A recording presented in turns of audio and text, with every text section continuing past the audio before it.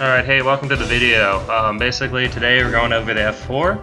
I'm going to have some gameplay, basically giving my thoughts, commentary as we're taking this bad boy out. And we're trying it and see, is it really that good of a plane? And I'll tell you straight up right now, no, it's not. It's not anywhere near as dogfighting capabilities that, you would think that the F4, based on how the dev server was going, and you would think this plane would be a badass, but in reality, no, it suffers greatly from the gun pod on the bottom. You'll see with the aiming reticle, it's all over the place. The bomb load is great if we want to do close air support. I think for tank battles and tank realistic battles, this would be great for doing that. You just gotta watch out for the AA. And also taking out bases if you're working with a team. Taking out bases, this plane will work great. But basically the pros for this plane right now is that, if you can see, I'm still grinding this out, but it's got a big arsenal to choose from. So you can take out missiles, you can take out more missiles, and you can take out bombs. And honestly, I think the bombs are better when you just stop at the 500 pounds, because if you do the math, someone 150, you get less bombs, but you get that, oh, they do more damage. No, well, you want to go with the 500 just because if you do, it's way better. It's easier. It's easier if you go with a lighter load if you want to take out bases, but I say the heavier load just because you can do more damage and nets you for more points. So the pros are, like I said, it has crap load of weaponry. You can choose whatever you want. You go with 3 cannons or just 1. You can also choose missiles and missiles. Another pro to it too is that allegedly its top speed is Mach 2. I've been playing this stock with some things and I've not seen it get to Mach 2, so yeah, it's fast if you hit the deck and you're able to outspeed a MiG-19 or MiG-21.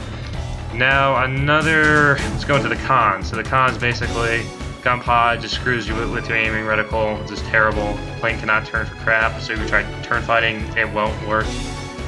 You wobble when you hit above 10k, well 1k, 1 kilometers per hour, so they say Mach 1.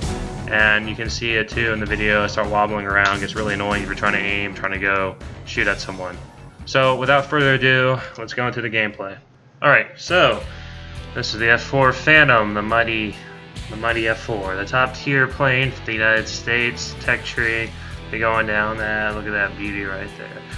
So she's taking off right now. We're gonna go over basically kind of what I think of this plane. She's very good to fly, but I think personally she's a big disappointment for this patch.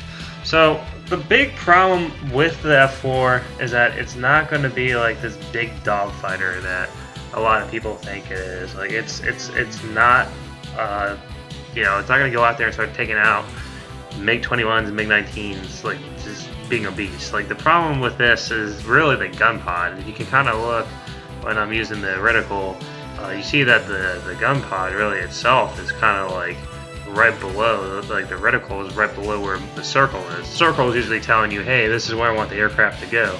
But with the way this is built, or the way they designed it, gun pod's like right underneath the aircraft.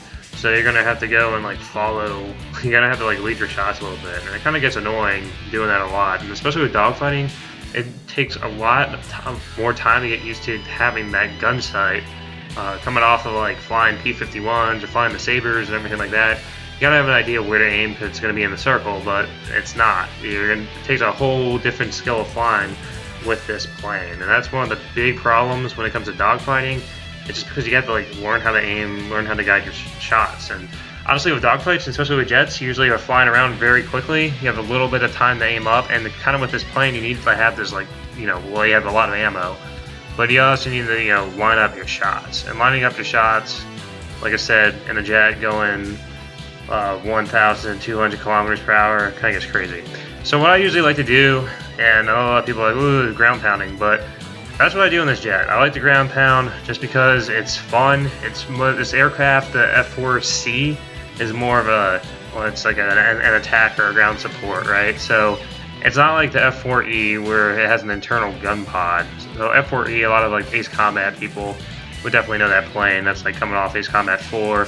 The gun's built inside the plane, so that can be used for dogfighting purposes as well, since you have the cannon internally mounted. But here it's external, so you add a lot of drag factors to having that on.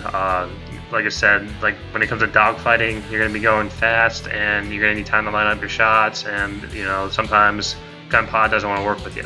So I'm just flying around here trying to ground pound, and then also trying to see if I can line up my shots. But like I said, the turning on this too. Another thing that really annoys me is the is if you go like above Mach 1 or get close to it in this plane, this is like rudder shift. So your rudder starts like hitting the ground, and it gets very, very annoying very quickly if you're trying to fly, like go after a target or try to go down and your plane's like moving up and down. It just gets ridiculous. So that's one thing I just do not like about this aircraft when it comes to being that fast. Like, you're supposed to go fast. The selling point of this aircraft is, oh, you go to Mach 2. But if you're trying to fly at Mach 2 and your aircraft is waddling around like crazy, I mean, it's going to be a pain in the ass to line up and everything. So, like I said, I'm going to ground pound here, really just because ground pounding actually, one, you get a crap load of credits and experience, especially if you're running premium. I feel this game kind of does punish you for not having premium. I mean, I pay premium when I need to, especially in this, but like I said, compared to like, I don't even know, like World of Tanks, World of Warships, stuff like that, like they'll try to make you try to get premium because that's the whole selling point, and you know, your premium's supposed to pay for the updates that come out. But one of the things with this is, unlike Wargaming or World of Tanks, World of Warships, because I just logged into World of Warships the other day, and they're like, oh yeah, here you go, here's a free 14 days of premium. Okay, that's pretty cool. Am I gonna go buy premium after that? Probably not. But here, I mean, yeah, they don't even hand stuff out to you. You gotta like, Gaijin is very, very picky about what they hand out, so it's kind of like surprising sometimes when you get decent stuff for free. So basically, what happened behind me is that MiG-19 and the fellow, I guess is, oh no, the MiG-19 shot down the Japanese J1 or whatever, the Japanese top tier jet. They're trying to lock onto me with a missile, so I was trying to shake him off, and then that MiG-19 launches a missile and then takes him out. So yeah, that's kind of funny. It makes it easier for me, so I don't have to deal with that.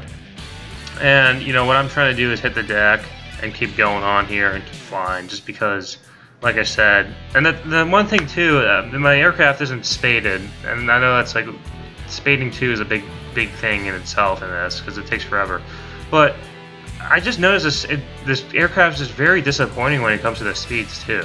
Like I said, I know I've seen some clips of people hitting like Mach 2, but to hit Mach 2, like it's gonna take a while. Like I usually hover around 1.2k kilometers per hour. That's usually where I hang around if I hit the top speed on this aircraft. And that's it. I don't usually go over it.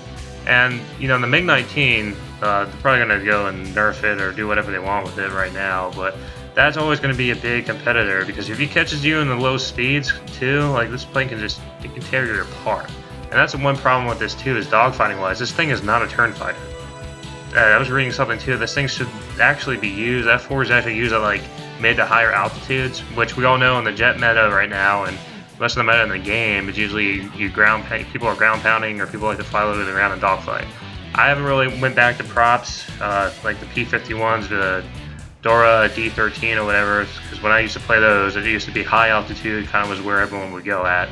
And then some people, if you were ground pounding, there would only be a few people down there trying to punish you for it. But here in jets, all the time, it's always low altitude, and you know, I take advantage of that really, because some people kind of just ignore you when you're ground pounding, because people get locked into that dogfight. So you know, they're dogfighting, and I'm just gonna go around, start picking up some points, as well as helping my team out, destroying these vehicles. I mean, also later in the vehicle, I go after a plane when I have a chance. But the thing is with this is this aircraft, like the dogfight, is going to take it takes a lot of skill, I would say, to use the gun pods to dogfight other aircraft. It's just because you have to get used to how you aim it. And coming off most of the planes in the game, where usually your reticle is in your circle where you're telling the plane to go, it's kind of a pain in the butt, because you're like, well, what the heck? I'm trying to aim it here and it's not working. So, like I said, that MiG-19, everyone's trying to go and swarm on them. So, I'm going to go kind of just keep ground pounding. But two of the F4s, they took each other out with a missile. So that's another thing too, a common thing is people taking each other out with missiles, kind of friendly fire going on. So, I've used the missiles before, not on the F4, but I've used the ones on the F100, the Super Saber. And like I said, the missiles in this, you gotta get someone flying like low and flying straight, or just flying straight in general, completely oblivious to you. And then you launch those missiles. That's usually when it works, but I mean, if people are doing tight turns and stuff like that, then yeah, no, it's the U.S. missiles wouldn't really work that well. I mean, missiles in general, usually you just want to use it on people when they get flying like really clustered or close to you. Usually it bursts, so when it bursts near the aircraft, it doesn't really have to connect, because I had some when I'm flying this, some people launch missiles at me and they burst near me. They can still like screw up your aircraft, so you have a hard time flying, and then it's easier for them to take you out. Or you can just launch another missile after that. So with this, like I'm turning, you see the turn time isn't the greatest. I mean, F4 in general, like it's a beautiful plane, but in War Thunder purposes, I think it's only good for ground pounding. I mean, I know dogfighting is ideally what you want to do, and you know, realistic battles is kind of like the top game mode for War Thunder. Really, I would say the game mode is ground forces realistic, just because you can take your planes out and you can take your tanks out and then try to go crazy with it. But top tier, I haven't bothered with that in forever, just because it's just getting ridiculous with the helicopters and everything. You kind of need to restructure that, just because it's just too chaotic. But realistic's like the game mode where everyone wants to play, just because that's kind of adds some realism, but it also keeps some arcadey things in. So that's the thing about realistic battles that people like, and I can see it. I see the appeal too. Yes, arcade's just constant chaos, and then simulator is ideal. Simulator is great though if you want to go and grind credits. Like take out a B-57, talisman it, and then keep just bombing stuff. That's how I unlocked this. I also have it on the Tu-14s on the Russian tree. And that's really easy to go down a line. If you go into simulator battles, just fly out and bomb stuff, then yeah, you'll make a lot of research points, and that can really, really help you out. So, but yeah, like I said, this plane just wobbles when it gets to that 12K thing, like above 1K. It always does that. It always wobbles, and it's just very, very annoying when you're trying to fly this. So, like I said though, it's F4 is a beautiful plane, but I mean, I just go out there ground pounding with it. I don't go in there with high expectations that, oh, if you fly this way and you do it, like, no, it's you gotta know what you're dealing with, and this plane is not the dogfighter. It's the way it was built and the way it's used is ground support. And yeah, you can go out and use it as dogfighting, but don't go in there with the expectation you're going to be Billy Badass, because it's not going to happen. So I look over there, I see the MiG-19 fighting with I believe that's a Japanese one. Yeah, I think so. Let's see, no, it's a MiG-19. So two MiG-19s, the German and the Russian one, are duking it out. So I'm going to head over there just because I have some extra rounds in my gun pod, which I can use. So I was like, well, why not I just use them instead of just ground pounding? I think that MiG-19 is going to be bled on energy just because they're low on, because he's been dogfighting, turning around and stuff, so he's going to be slow. I can kind of pop on nearby and take him out.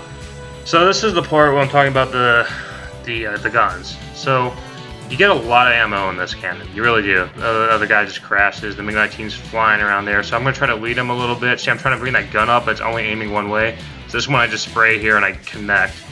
But that's the thing, like, you see me trying to lead the gun, and the gun's just firing one way. Like, it's very, very quirky to use these guns. Like, you can't just be some expert dogfighter and, like, a Saber, or even the F-100 and come out here thinking the F-4 is going to play the same way, because it doesn't. The F-4 does its own thing, and it's very, very frustrating dealing with the gun pods doing their own thing, as well as the plane wobbling. So we'll go look into the after action report and go basically break down what I did. So